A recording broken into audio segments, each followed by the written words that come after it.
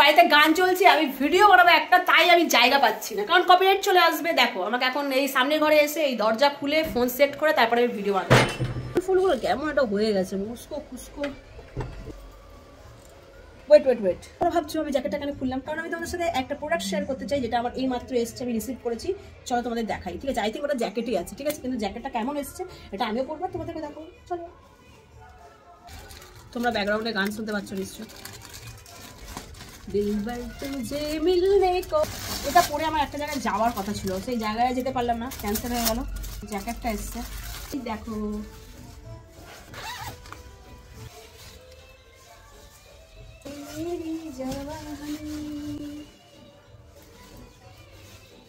কেমন লাগছে বলো জ্যাকেটটা? মা, এটা তো আটকানোই যাবে না আমাকে, আমি আটকে পরবো না। এটা ফুল হাতার সাথে পরলে বেশি ভালো লাগবে।